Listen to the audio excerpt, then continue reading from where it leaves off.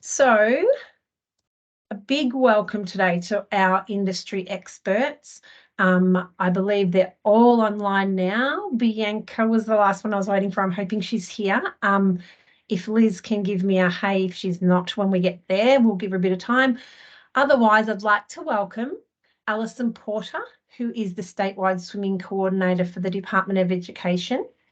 Renata Eager, who's the project lead for the targeted programs and improved learning outcomes for the Melbourne Archdiocese Catholic Schools. Chris Clark, who's the curriculum manager for health and physical education for the Victorian Curriculum and Assessment Authority. Bianca, I hope you're here. Bianca's a team leader for aquatic programs at Hume Leisure for the Hume City Council. Alec Olszewski is our manager for aquatic industry services at Lifesaving Victoria. Excuse me, everyone. I've been not well and I have got a very dry throat suddenly. And Mark Belitho is our lead coordinator for program development and service delivery at Lifesaving Victoria. So welcome, everyone. Thank you for taking your time out of today to answer some questions. We've got some pre-prepared questions that have come through already. So we will be starting with them today. But again, along the way, if anyone's got any questions, pop them in the chat or onto Slido. So Alison, are you there? I am, yes. Perfect. How are you going? I'm good. Yourself? Yeah, I'm very good. Thank you. Alison, the statewide swimming coordinator for the Department of Education, and we're very familiar with you, Alison. We catch up on the regular. So would you like to, you've provided us some dot points, but would you like to go through and just give a quick summary of what your role is at the Department of Education? Yes, so as the statewide swimming coordinator, I oversee the delivery of the swimming in schools program into primary, secondary, English language schools. So I guess the schools have autonomy to run their own program, but I'm basically here to assist with all questions, queries, navigating the swimming guidelines, which can be a bit difficult, and assisting schools where possible in how they can run their program more efficiently or effectively, or sort of problem solving anything that might come up. So. Perfect. One of the big questions, and I know we've done many a webinar on it already, but it is a constant question, especially with so many new staff coming into schools and PE teacher roles and swim school roles. One of the big questions, how much funding are schools getting each year? What can they expect to get, and how much is that can they use for swimming lessons specifically? I won't ask you the rest, actually. We'll wait there and I'll let you answer that one before we go into what else can be used for. So the swimming schools funding, it works on a metro and a regional base. So for primary secondary schools, the number is based on the number of year 6 students a school has. But they receive $235 per year 6 student for metro schools and $270 for regional schools. And that's an annual figure, Alison? Yes, that's what they receive each year. Yeah, and then both our English language schools and specialist schools receive the respective metro and regional allocations per student. So, and that's for swimming and water safety, which is curriculum based. So it's broad. It's not just for one particular aspect, but the swimming and water safety program within schools. But not just for swimming lessons? Yeah, that's correct. Have you got some examples of some other things that schools can spend their swimming and water safety funding on? So it's curriculum based. So within the swimming and water safety curriculum, and I'm sure Chris will talk to this further, you've got your swimming based activities, you've got your dry activities, and then there's additional activities that can be undertaken. So whether that is more excursion based on the lines of an open water learning program, or a different sort of aquatic activity that relates directly to the curriculum. So it can be outside the pool for the funding to apply. And so if a school rings a pool and is talking about costs and saying that they don't know if they've got funding or they don't know if they've received their funding that year, is there a time of the year where that funding drops into their budget lines? So the funding is received by the student resource package, which is delivered to the schools on the first day of each term. So they get 4 allocations each year.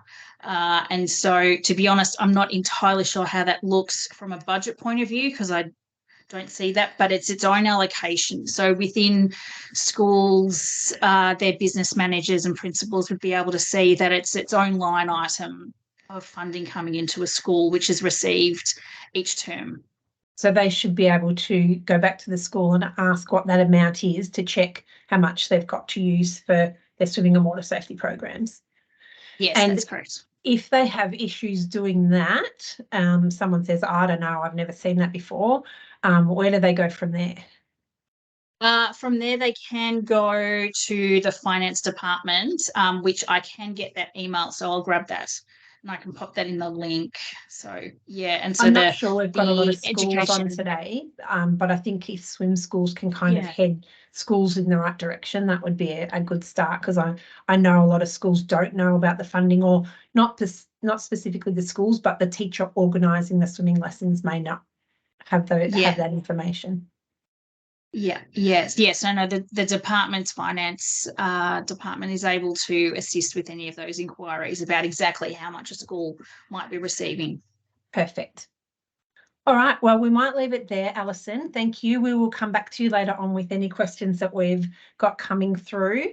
And we might move on to talk to Renata, who I'm probably after the same information again, but let me find your slide. Sorry. Here we go. Renata, are you there? Yes, Jackie. Perfect. Can I get you to do a little spiel for what your role covers as well? And then I'll probably ask the same questions. I know Catholic schools get funding, but it's different amounts. So yeah, let's run through your role for a start, and then we'll go into some funding questions. Okay, well, I'm fairly new to my role. I'm the project lead of targeted programs, and I cover quite a few programs at Max and CCB. So it includes the swimming program, and the tutor learning program, a music program, and I'm also looking after some assessment programs as well. So yeah, stretched over stretched over quite a few areas. Yeah. But swimming is definitely my favourite one. So. Oh, that's good to hear. Good webinar to say that on too, Renata. That's right. So funding wise, what's the money that comes through for Catholic schools? How's that all calculated out? Right. So each school this year will get $190 per year 6 student. And that's based on the year 6 enrolments from the Feb census. And I've got also some good news that it's been approved and should be coming through anytime in September, which is good. So, and schools will be notified or the principals will be notified via their circular comms, and also an email will be going out advising of the actual funding that's going to each school. So business managers, principals will be well aware of it when it does hit the school's bank accounts.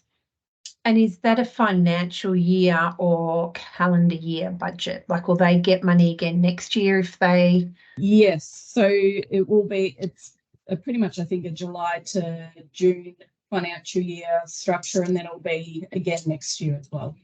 Okay.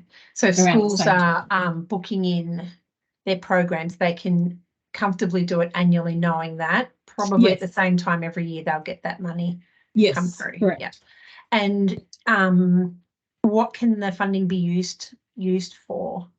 Pretty much similar to what Alison said.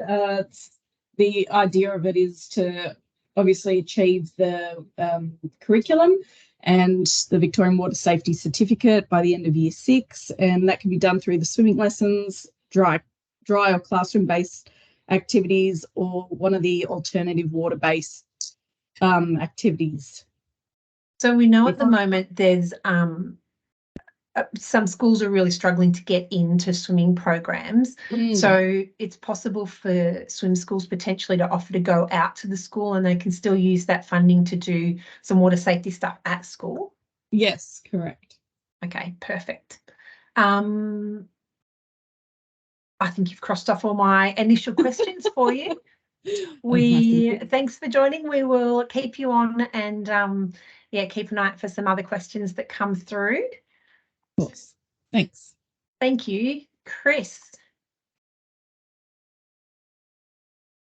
Sorry, every time I move my slides, I need one extra screen and then my head will be okay. Chris, thanks for joining us today. I'm not sure that we've had an opportunity to have you on a webinar before, so it's a bit exciting. And I'm not sure how many questions we'll get, but I know there's a lot of people online that have lots of questions about how the curriculum fits into swimming and water safety. Do you want to tell us what your role is, and then we'll get some questions going? Thanks, Jackie.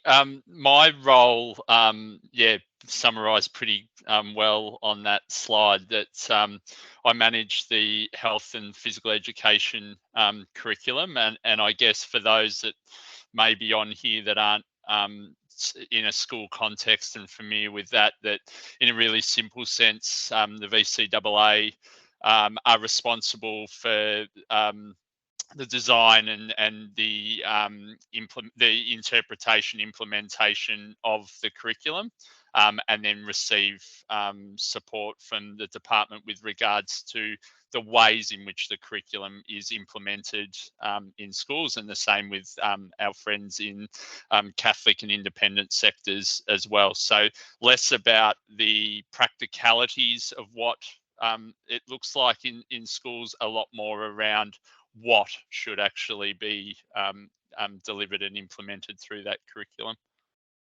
So one of the big questions that we get is, and I just touched quickly on it with Renata, if schools can't get into swim schools to do lessons at the moment, are there other options for them to cross off that part of the curriculum without actually having to physically get into a pool?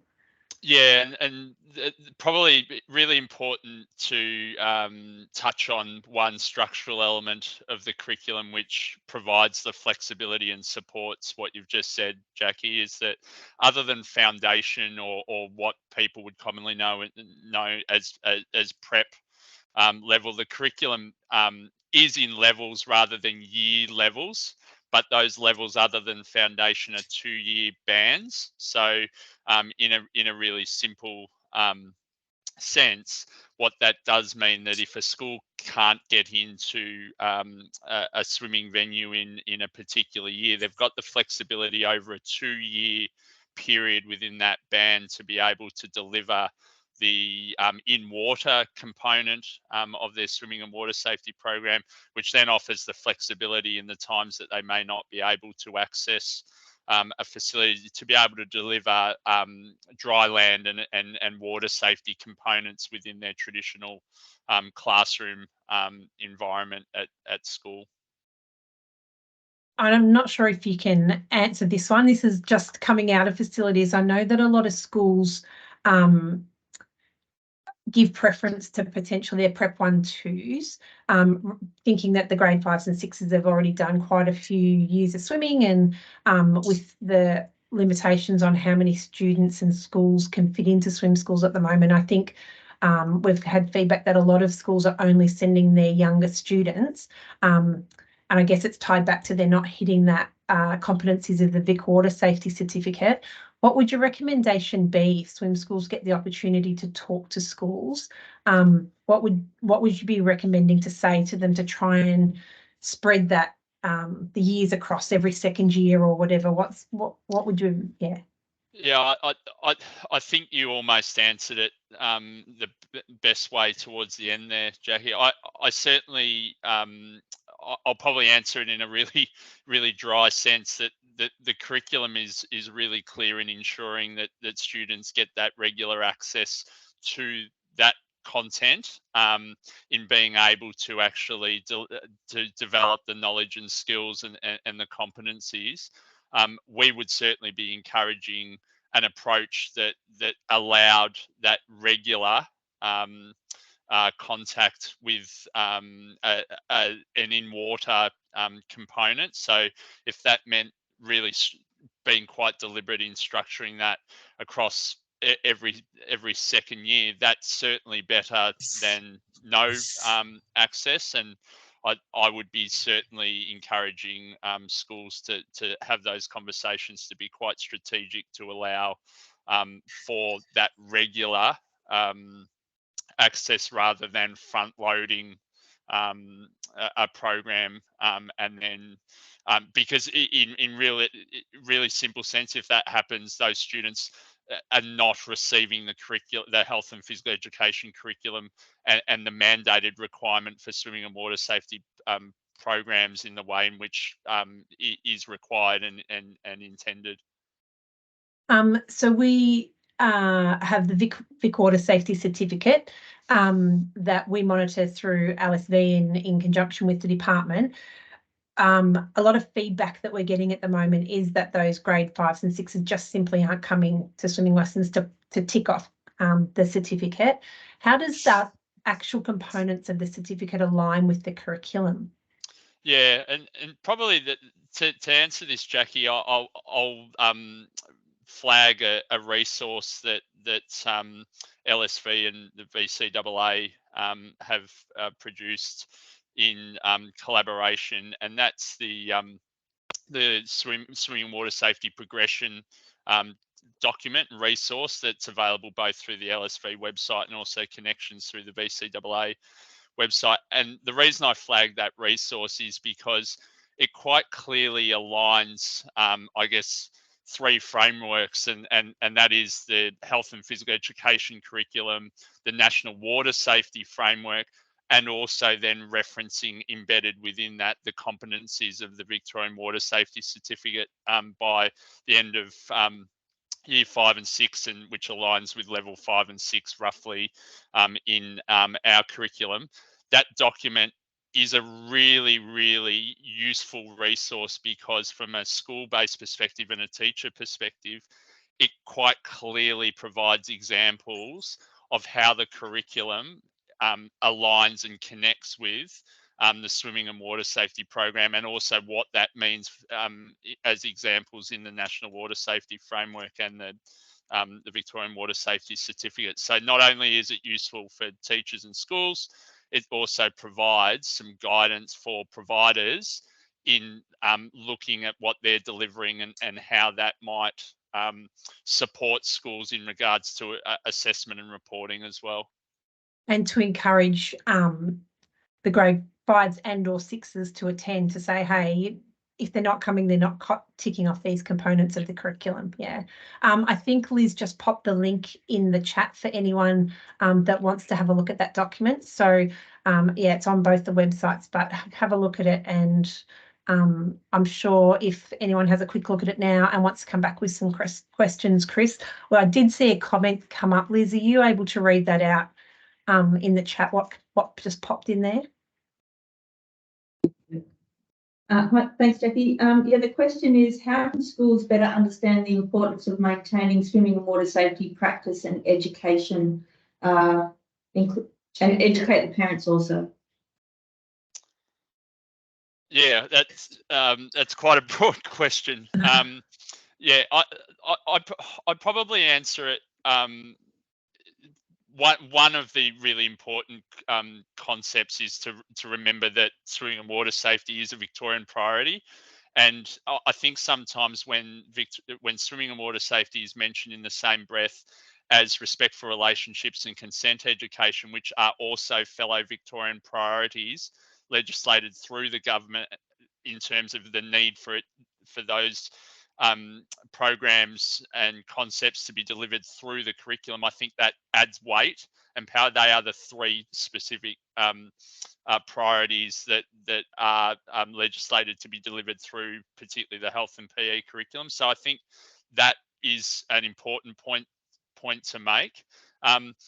It's also important to understand that when you look at the health PE curriculum, the place of swimming and water safety is actually quite apparent compared to if we look at other contexts. So, for instance, if we wanted to talk about soccer, football, netball as specific sports or contexts, you won't see those examples in the health PE curriculum. They're delivered through what we refer to as focus areas, which are a key element of our curriculum.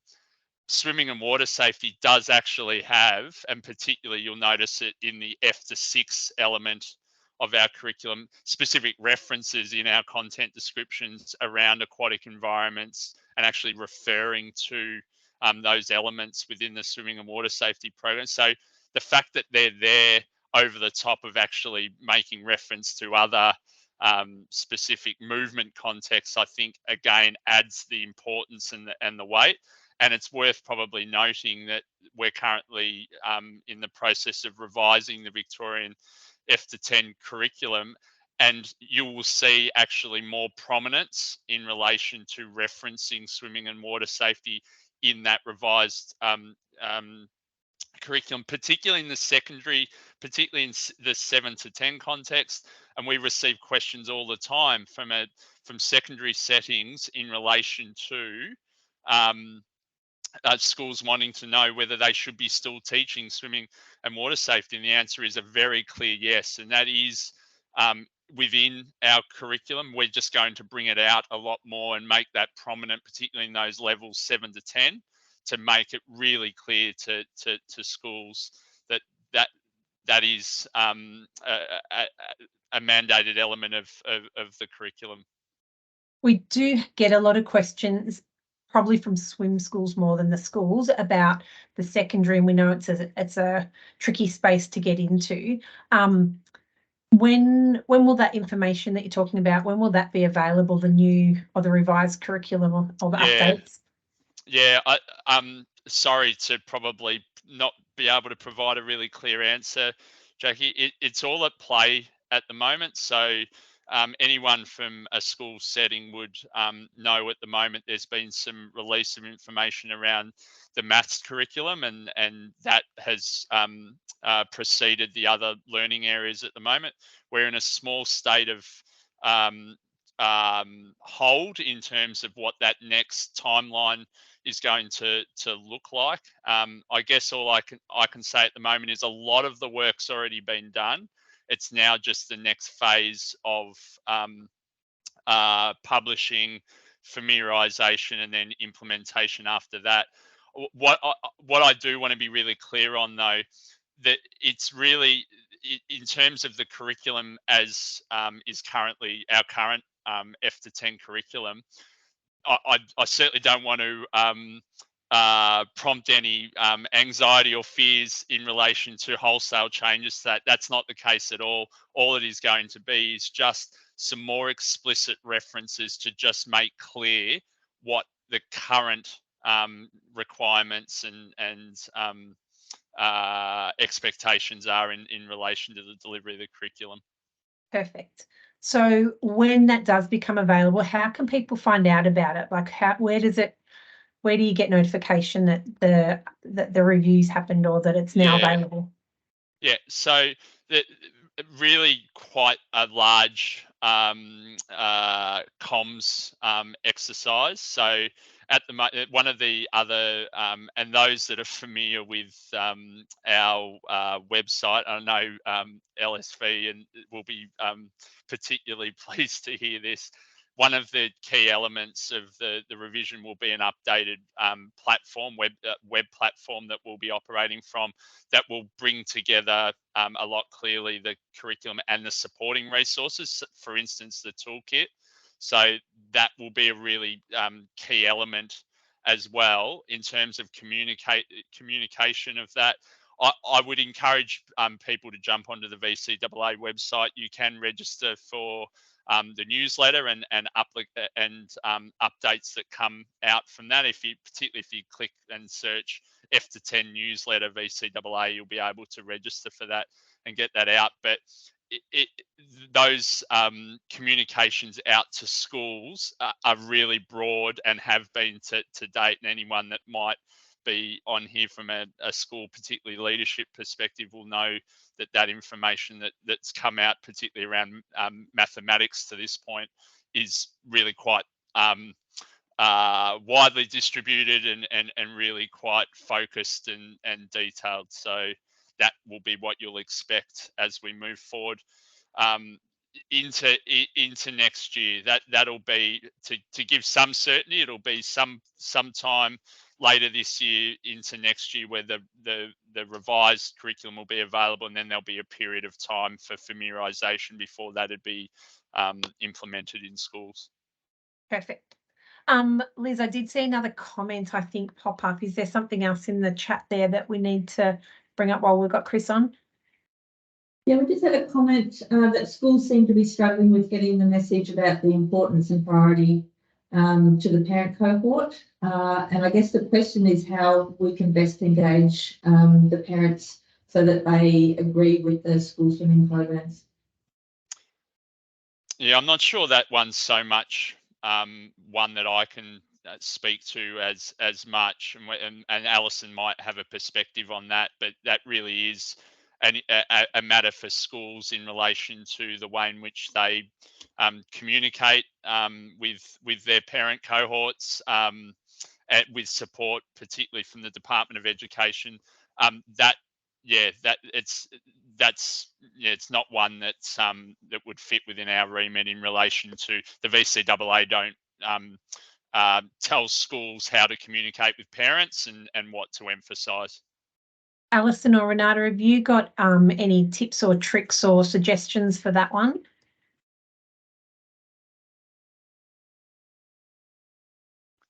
Unfortunately, probably I don't have the answer that everybody wants, but yes, we are aware of it, and I guess it's unfortunately one of the things that we are hearing is as students are getting older and swimming lessons, to be frank, aren't seen as very cool. So it's kind of that battle, and so yeah, as previously mentioned, there are schools who are prioritising the earlier year levels. It continues to be, I guess, a continuous message that we're sending out, because it's clear, as Chris mentions, it's in the curriculum. It needs to be undertaken, but I think especially with some of the feedback that schools are continuing to struggle to fit all levels and swimming lessons in, they start to prioritise the lower levels as they're easier to manage. So,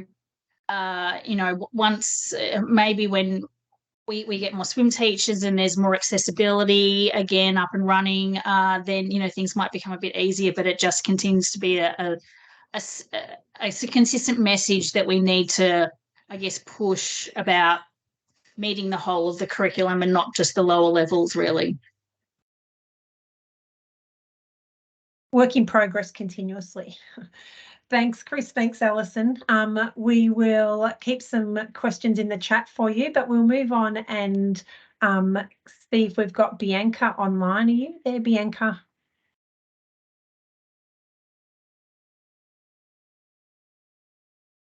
Oh, she's here.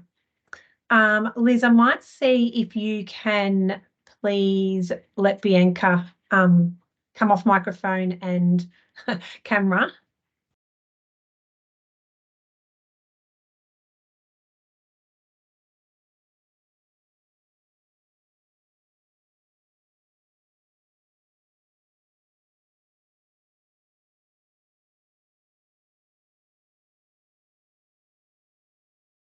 Getting there.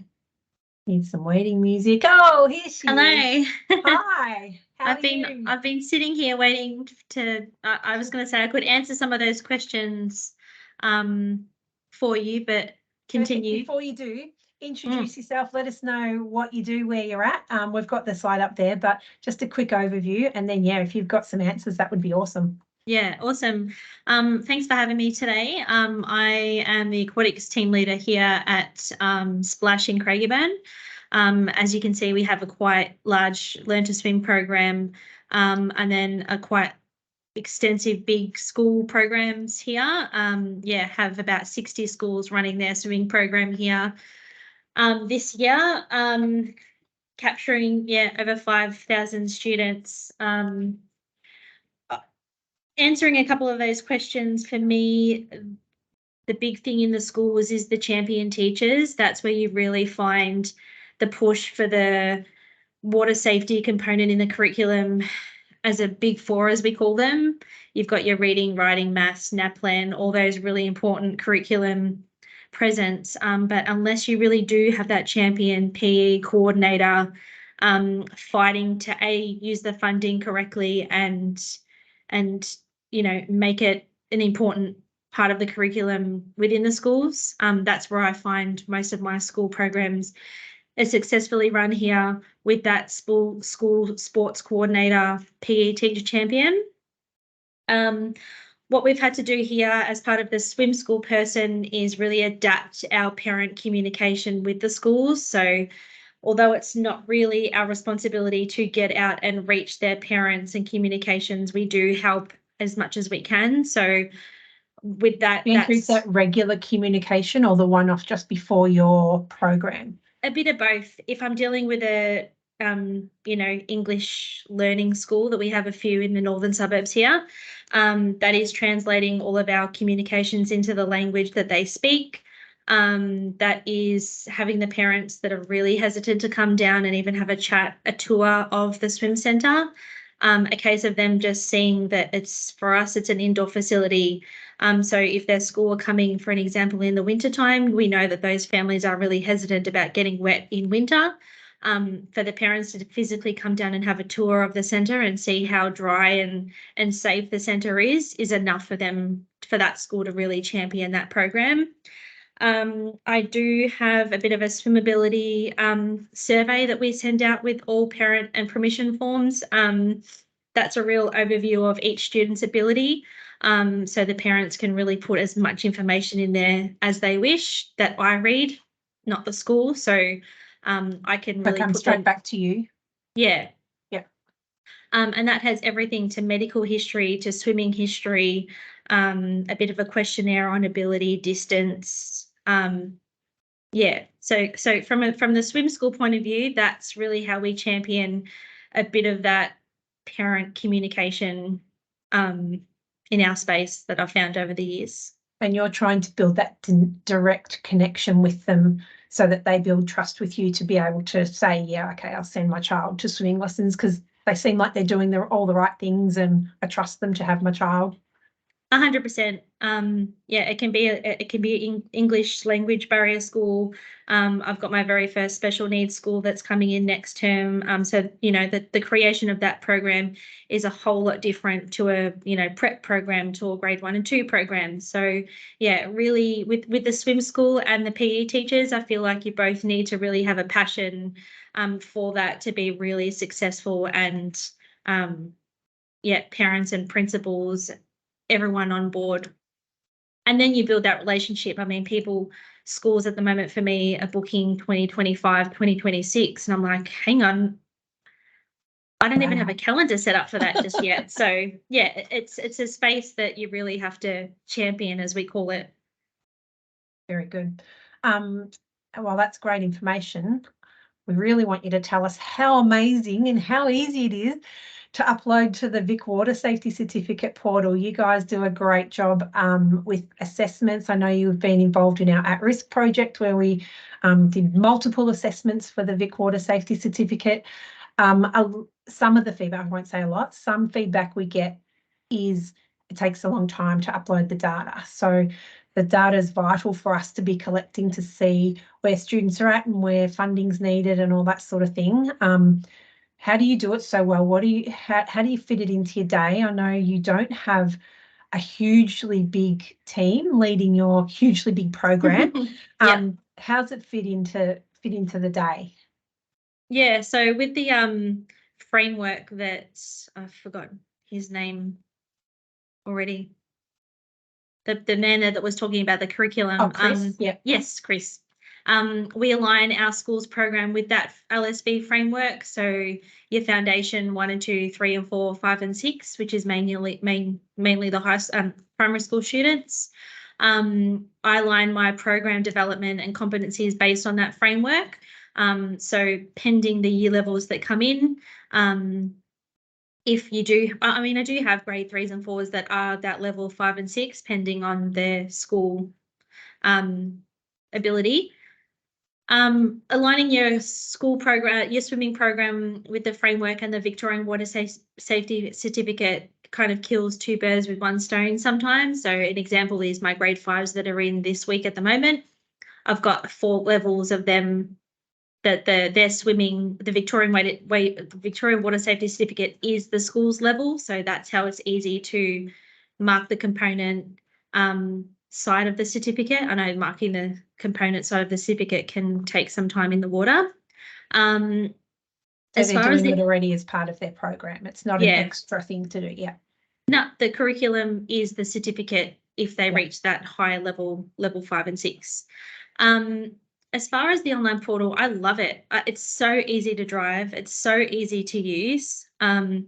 For us, we have our aquatic service team leader on board assessing my school groups. So I've been able to create that space over time. Like you said, my school groups is growing and growing. So I've need to put on aquatic services support for that.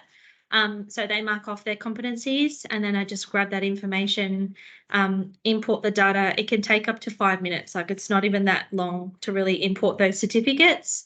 And then I do a whole bunch of reporting as well. So each school group, when they complete their swimming program here with us, they get digital certificates for participation. They get their Victorian Water Safety certificates.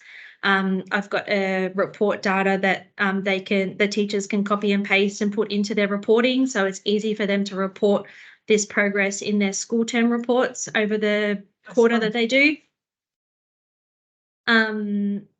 So yeah, it's really easy to drive. Obviously the support from you guys has also been helpful.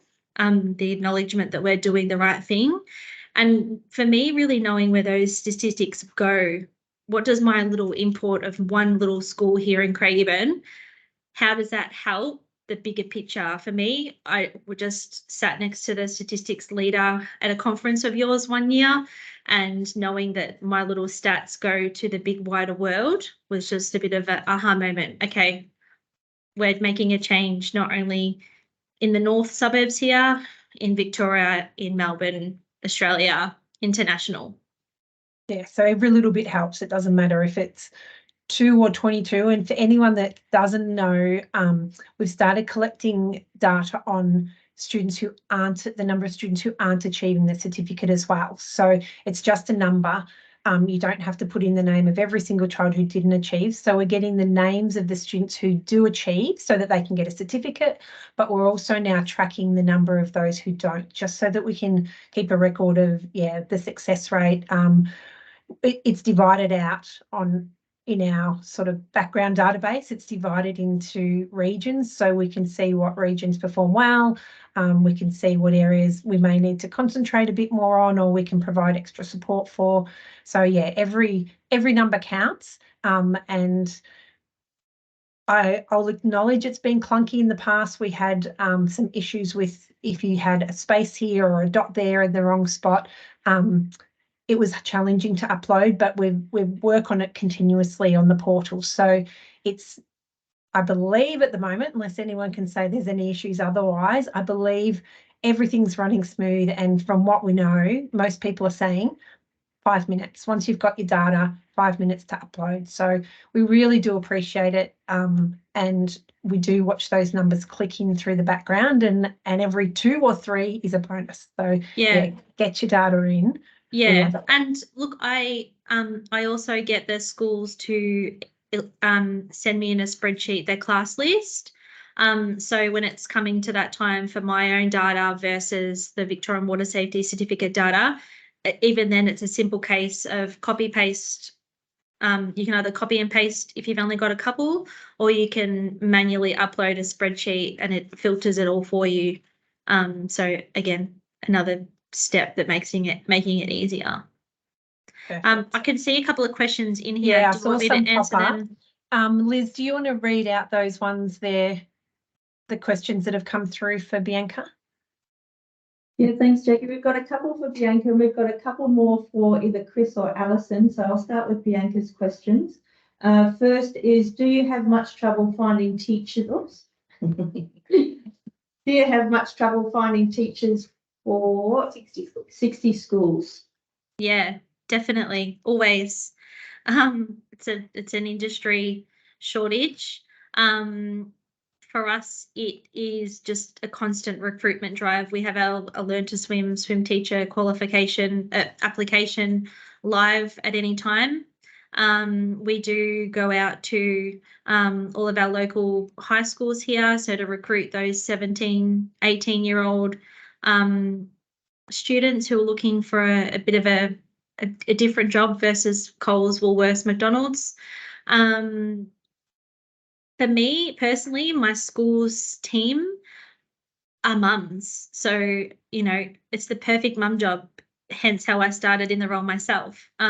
So we've been going out to maternal health nurse, kindergarten newsletters, just a bit of a recruitment drive for those parents. It's been tough. Definitely getting 6 teachers weekly in the school times is tough. But yeah, it's a challenge in every swim aquatic centre. Would you are you limiting the numbers of students that you can have in because you're not able to get in as many as you'd like purely because of swim teacher numbers? Yeah, definitely. So we are implementing a false floor here in our 50-metre pool these school holidays. Which finally. It's finally happening. So that will bring our pool depth shorter. And once we can construct some second school change rooms, I will even be able to incorporate 2 schools swimming at the one time, which is going to be exciting. But yeah, I can really only limit the school groups. Having those champion teachers wanting to bring more year levels across has been great, but now I'm really knocking back schools purely from their ratio point of view.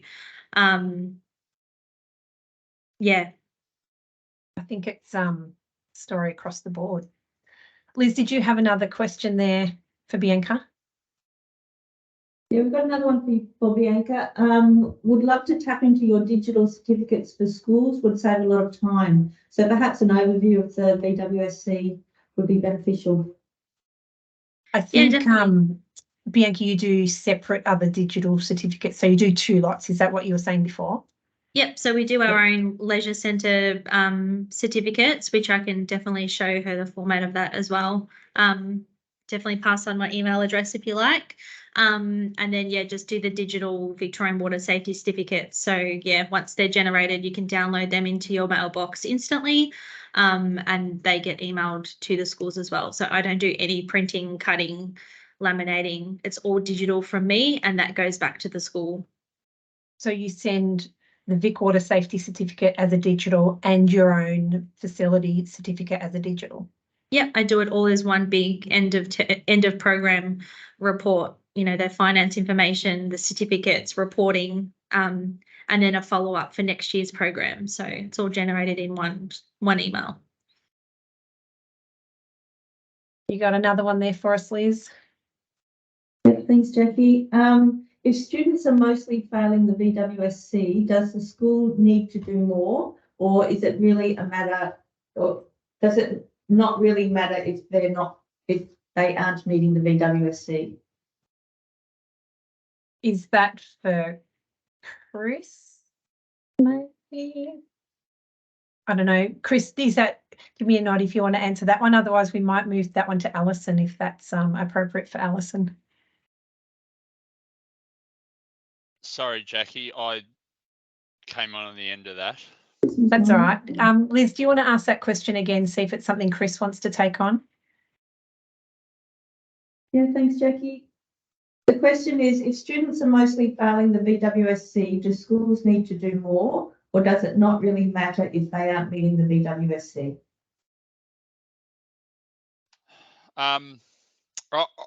I'll answer it from the perspective of the curriculum broadly. I don't think I'm going to be able to address it specifically, because it does matter as a starting point. But from a curriculum perspective, swimming and water safety, in terms of its assessment, swimming and water safety fits within two strands of the curriculum: personal and social, community health, and movement strand. The movement strand, swimming and water safety, moves across both of these. So in terms of the actual specifics of the Victorian Water Safety Certificate, that only forms one element of assessment teachers will be making in regards to health and physical education in their assessment of a student. So from the health and PE perspective, I'll probably flip it into a more of a strengths-based.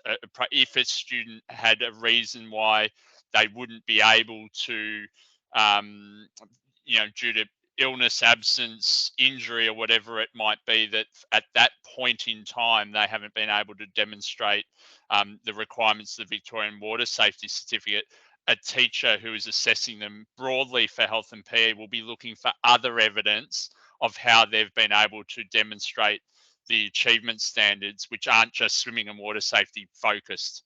So from a health PE perspective, there will be scope for them to be assessed on other elements, but that's not to say that that it's okay that we have students not meeting the Victorian Water Safety Certificate.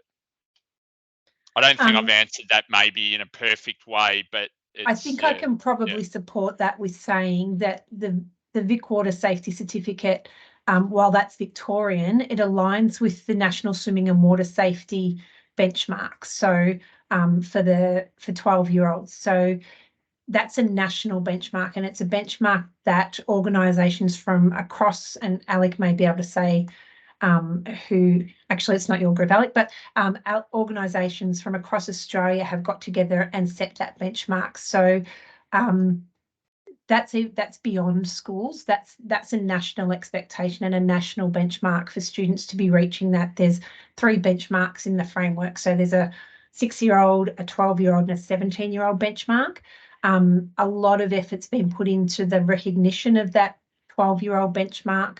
I think we'll see in the future Royal Life will be pushing the 6-year-old and the 17-year-old more, but for now the real emphasis has been on the 12-year-old. So beyond school, it's where we would think that every child should be at 12. So hopefully that supports the curriculum side of things as well. While it's great in the curriculum, it is also just a national benchmark as well. Have you got any more for us there, Liz? Yeah, the questions are coming in thick and fast, Jackie. Well, we keep moving and just introduce Alec and Mark, and then maybe we'll open the floor to all the questions. How does that work? Sounds good. All right, perfect. Thanks, Bianca. We stay online. I'm sure you'll get a million more questions, but we will move on and we will, oh, sorry, I can't get my slides up here.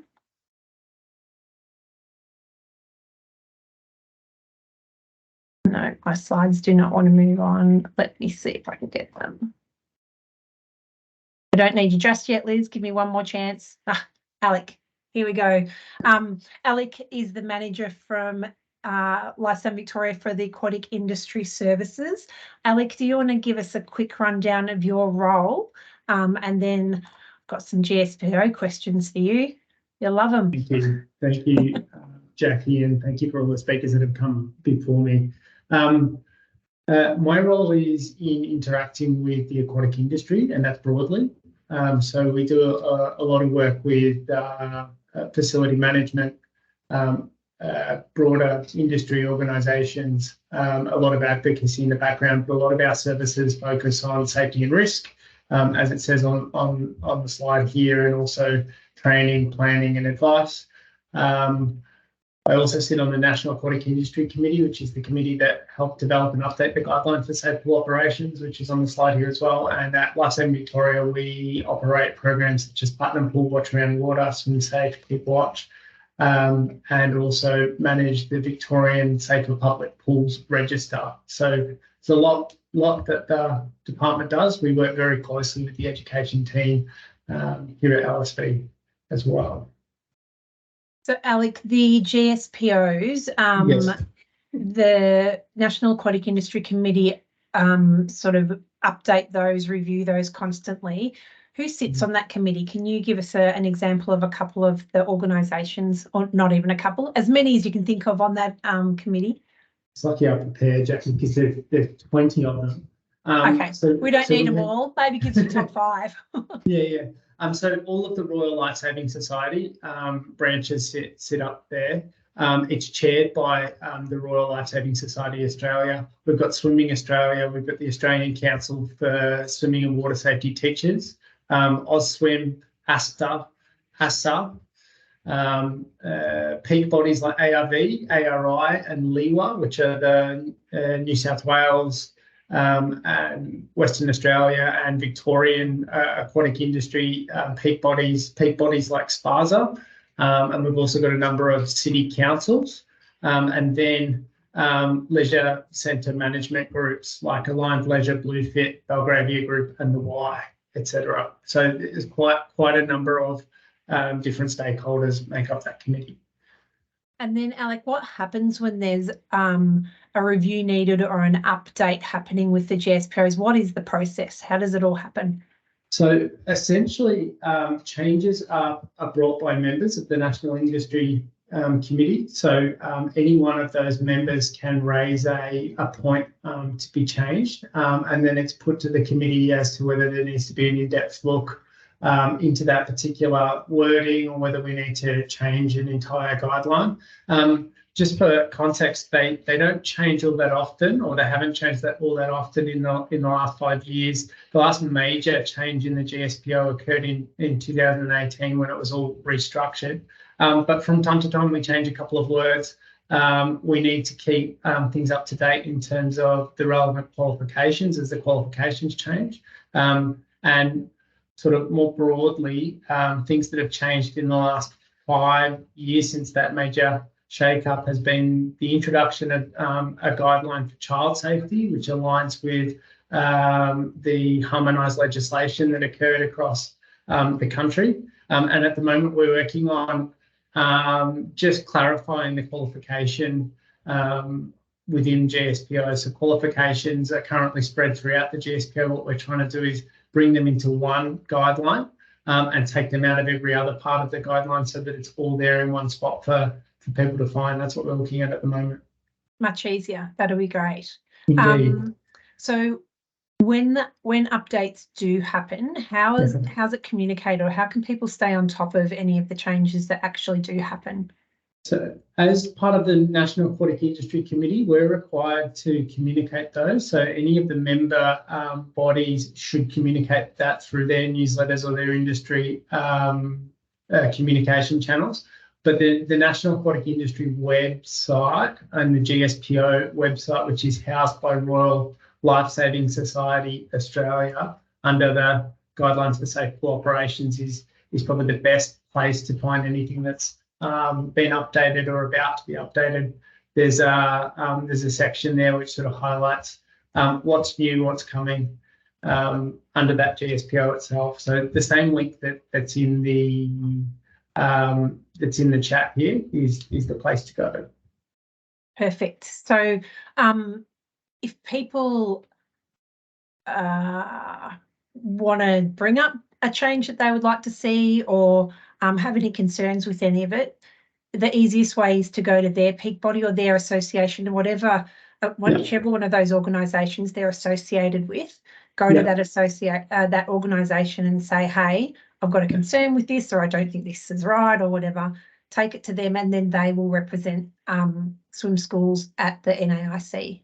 Yes, correct. So so there's a full list of every member of the National Aquatic Industry Committee on the website, and I've actually got the link for it here, which I might drop straight in the chat. You can see exactly who's on the National Aquatic Industry Committee, and there is some information there about how to contact them. Or you can go directly through the chair. So there's a contact us link on that page. Okay, so you don't have to be aligned with an organisation. You can go. You don't have to be aligned. Any member can raise a point. if you are aligned with one of those members, it's the easiest way probably to raise a point that you want changed. But any member can raise a point. Excellent. All right, thanks, Alec. We will keep moving on. I'm sure there'll be lots of GSPO questions, but we'll come back. We'll get through an introduction with Mark, and then we will move on from there. Thank you. Sorry, Mark, I'll just get organised to get your slide up. All good. How you going? I'm good. How are you? Good. Lucky last. Thanks for waiting patiently. Mark and I work together, so we're fairly familiar with each other. But Mark, I'll get you to introduce yourself to everybody else and just do a quick overview of what your role entails. Absolutely, and thanks to all the good questions coming through. I've been sitting back enjoying all of their speakers and questions. So I can't see them. I'm getting FOMO so bad. Excited to and join in. So my role at LSV, as it says there, I'm the lead coordinator for program development and service delivery. There's been a bit of talk about other programs today in terms of what else we can do to help students achieve swimming and water safety in the Victorian curriculum.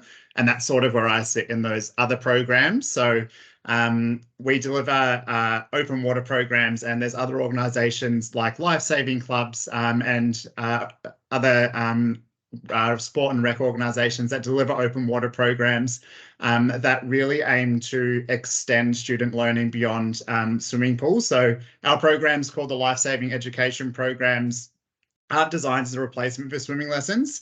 They're designed to extend experiences that students learn in swimming lessons and extend them to open waterways.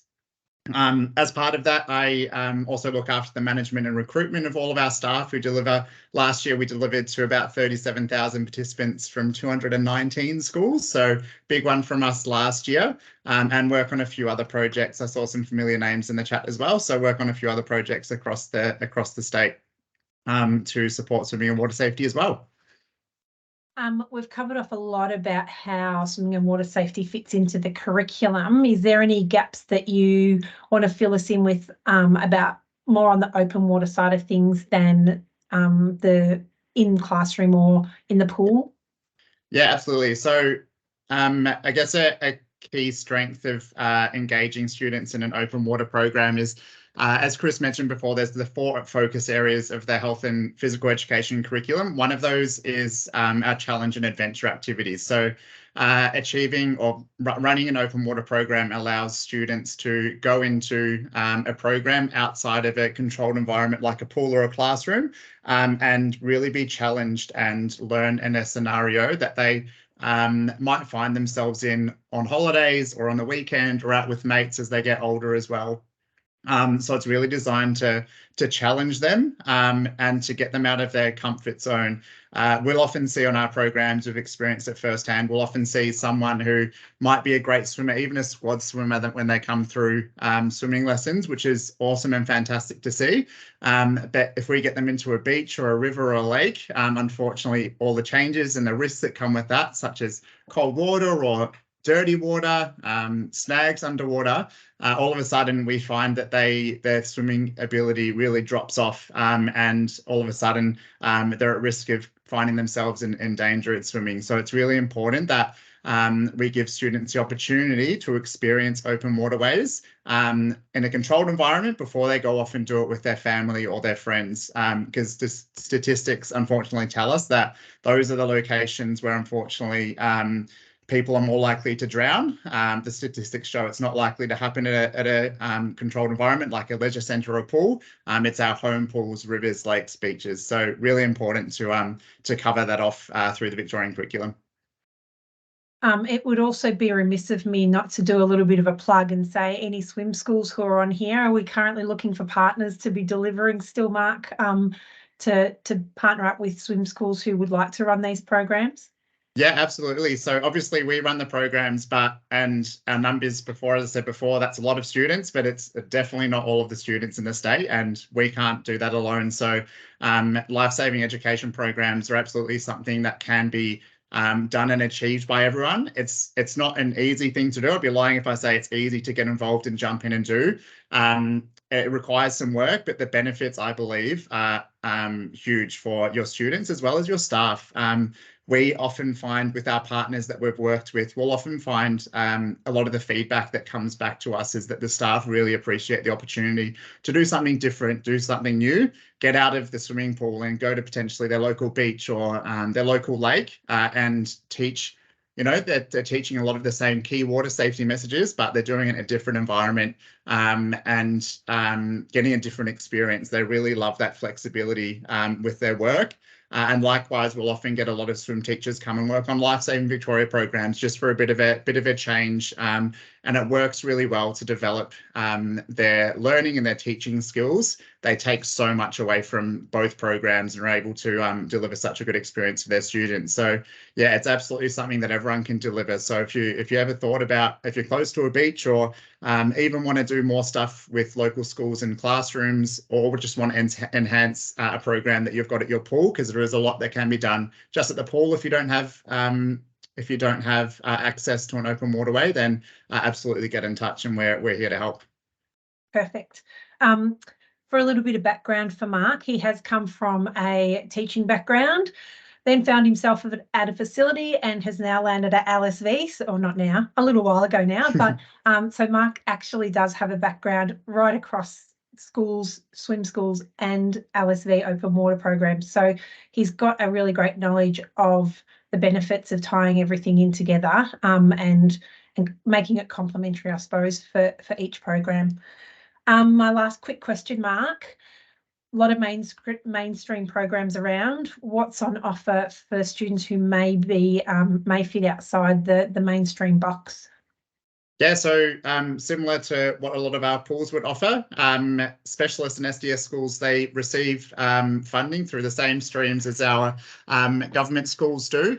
And we absolutely offer inclusive beach programs through Life Saving Vic. We train all of our staff and we ensure that they're run at accessible beaches with lower ratios, different equipment, all of that sort of stuff to ensure that they are able to learn in a safe environment. And each year we highlight these inclusive programs with an inclusive beach day, which is actually a free program for specialist schools. So if you have a specialist school that you currently deliver swimming lessons to, or you're a teacher from a specialist school, again, would love for you to get in touch with us. And there's opportunity for us to deliver and showcase our inclusive programs through a free program, which runs, I believe, in Feb 2024. So plenty of time to get on board for that one. But yeah, it's something that we really enjoy delivering at beaches. It takes a little bit of extra work, but the outcomes of those programs are so rewarding to all of our staff and all of the students that are involved. So yeah, really great experience for students from our specialists and SDS schools. And we also have our diversity and inclusion team for any communities you might be engaged with through your facility that might be newly arrived migrants or from an adult population. We also have our diversity and inclusion team that run specific inclusive and accessible programs as well. So again, if you have a population or a group in mind that might fit into that, definitely get in touch with us. Perfect. All right. Thanks, Mark. We'll leave it there for now. And Liz, if you're ready, I'll put everyone's contact details up, but we might move on to questions in the chat. I saw them coming through thick and fast. So Liz, Bree, whoever's on the chat at the moment, do you want to open up questions? And if you don't get your question answered, or if you've got further questions after the webinar, there's everyone's contact details. Everyone said, yep, it's okay to be contacted. So grab a screenshot or write down an email address if you've got some questions that you'd rather ask off camera or at a later date. But Liz, I'll open up the floor to questions for whoever we've got them for. Thanks, Jackie. We've got one question, which is, how are schools measured for delivering swimming and water safety within the curriculum? Is there an accountability or performance process in place? Within the chat, Chris, Renata and Alison have all responded to that question. But if there's anything any of you would like to add to that, put your hand up perhaps. Chris is saying no. Alison's staying off camera, so Yeah. looks like that one's covered. All right, terrific. We've got another one. Once you have awarded the Victorian Water Safety Certificate, we have some children achieve this in grade 4. Do they do it again in grade 5 and 6 as well as continue in the levels? I think Mark may have answered that question, but Mark, if you want to add anything more to that.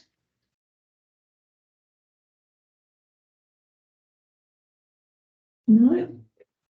And that's all the questions we have for now. Sorry, Mark's jumped on. Mark, did you want to Sorry, add Liz, something? I cut out for a second then. Could you just reread that question for me? Sorry. Sure. I'll just find it again. Once you have awarded the Victorian Water Safety Certificate, do they do it again in grade 5 and 6 if they've done it in grade 4, as well as continuing the levels? It's absolutely something that can be assessed continually. It's a continual development. It's a standard that they should achieve at the end of year 6. So it's something to aim for. But yeah, I believe it's something that's assessed throughout. Yeah.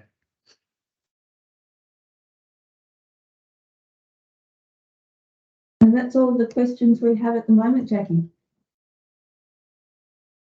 Perfect. If anyone's got any more questions, pop them in the chat, but I have had a couple more that when we hit our team up and said, what are the questions that come through on the phones daily? I do have a big long list of those. So I will ask a few of those while we wait for any more questions to come through.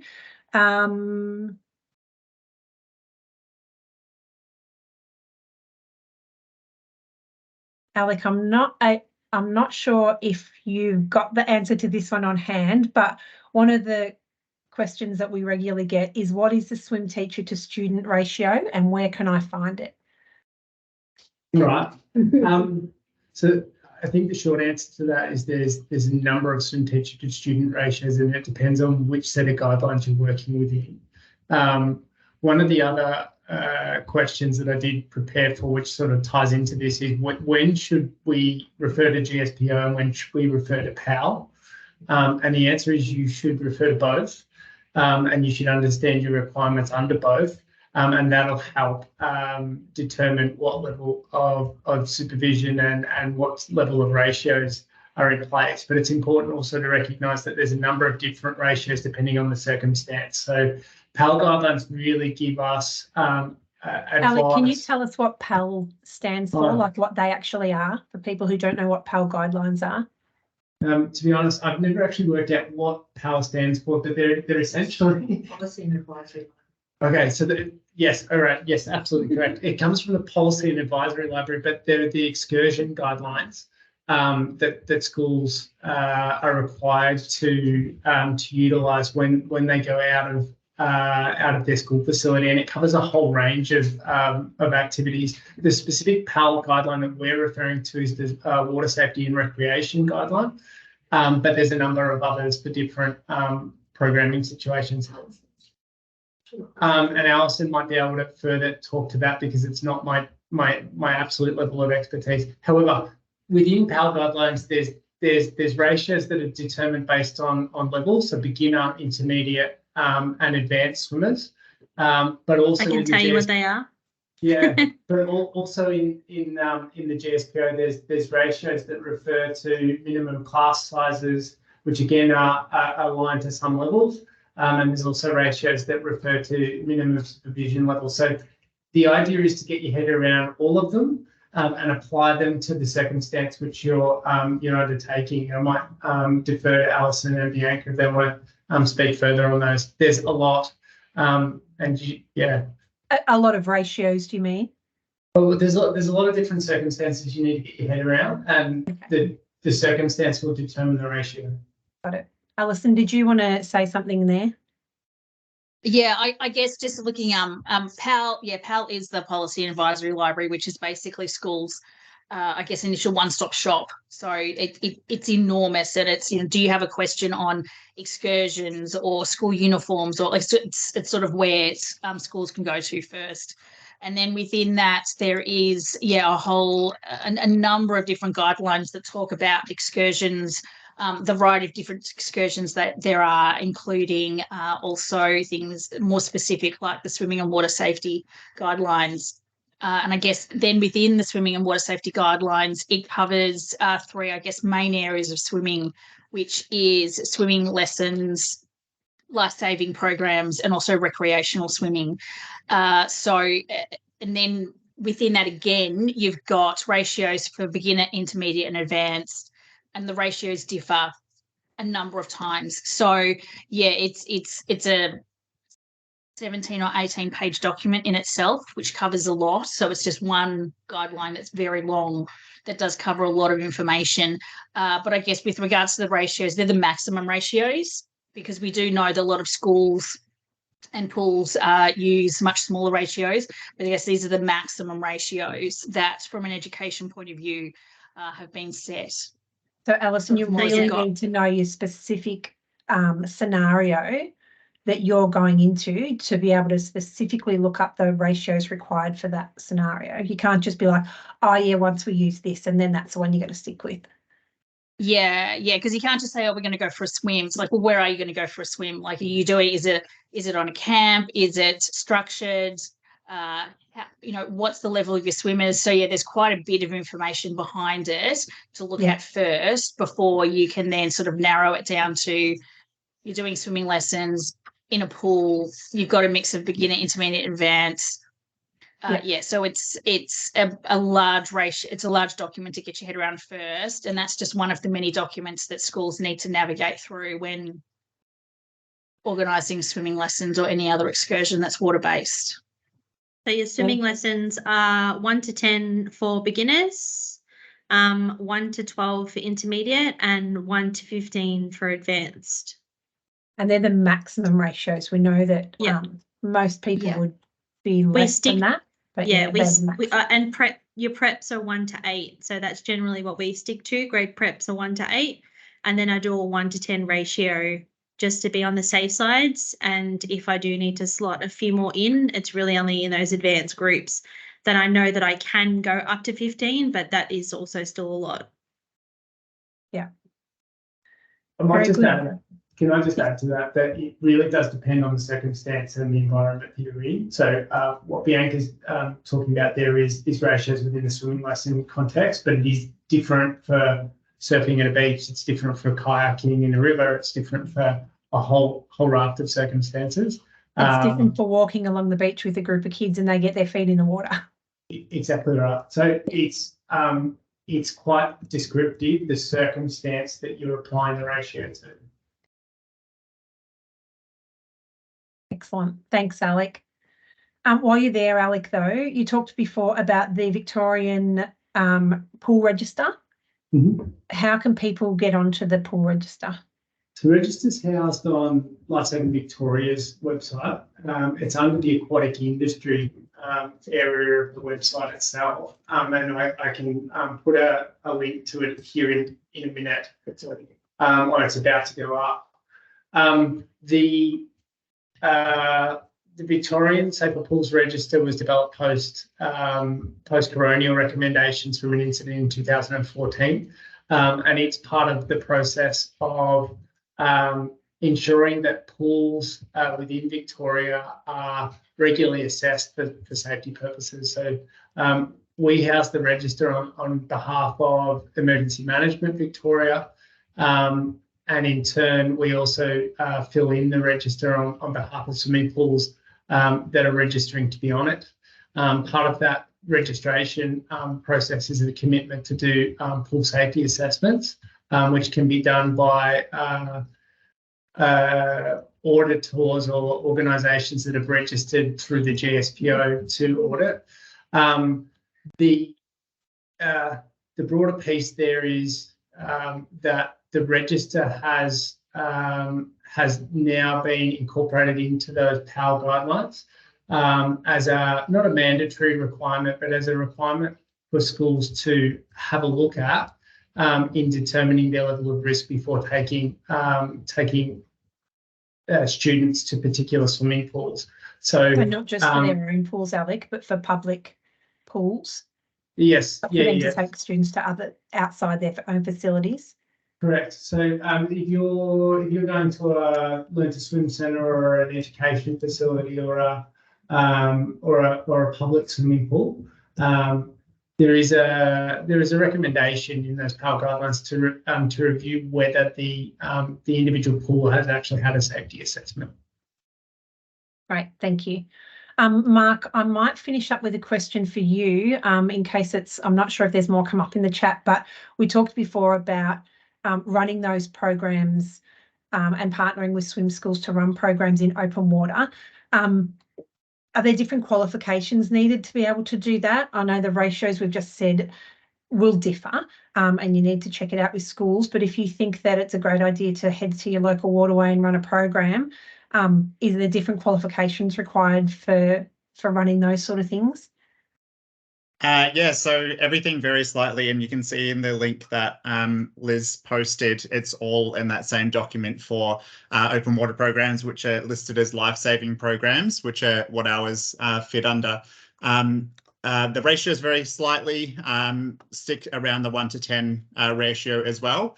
There are some slightly different qualifications depending on the location again, but it's important to note that for some locations, the swim teacher qualification and the pool lifeguard qualification do cover staff for those locations. So depending on how many kids you have and how many staff you have, there will need to be at least one person that has an updated qualification, which is a surf lifesaving certificate equivalent to a bronze medallion. But yes, as long as the people under them have swim teacher, pool lifeguard or equivalent experience and working in inland waterways, then they are qualified to work. So removes one of the hurdles, I guess, there, just depending on the location you're looking at. Yep, perfect. Thanks, Mark. Liz, have we got any other questions coming up in the chat that haven't been answered yet? Got a couple, Jackie. Just one for Mark now. Mark, are they updating the inland waterway qualification as in the run, swim, run? I haven't heard any news of their run, swim, run training changing. No, so I'm currently training to complete mine in a couple months. So that's a very good reminder. On that one, a number of the skills come up, or a number of the skill sets come up on a regular basis. That one's not currently under review, so the run, swim, one will remain in that at the moment. Thanks, Alec. We've got one more question, which might be for Alec and Alison. We sometimes have school teachers whose swim teacher qualifications are out of date, but they would like to teach at our centres. Understanding the GSPO, to have qualified staff teaching swimming only, is there an opportunity to review what support the school teacher out of quals could do under GSPO? Alison, I don't know whether you want to start, but I think it's important to understand why the qualification is within the GSPO itself, and also what the broader context of qualification is. The reason that legal sense for qualifications is that it absolutely proves that the person holds the skill set and that they are currently current in doing so. That's not to say that the teacher couldn't be involved in teaching the swimming lessons, particularly if they could demonstrate competency through their own teaching practice or through their own history. But the qualification is an absolute, in the sense of if it was to come before a legal proceeding, you could fall back on a qualification. So my advice in such a circumstance would be to definitely do a risk assessment and realise that you are stepping outside of what the guidelines for safe pool operations are stating, but you take on that responsibility. Yeah, you're taking on that responsibility of stepping outside of it, and you'd have to look at those on a case-by-case basis. Which is within the PAL guidelines, it talks about experience, and that's an example of experience. Alison, did you want to add anything to that?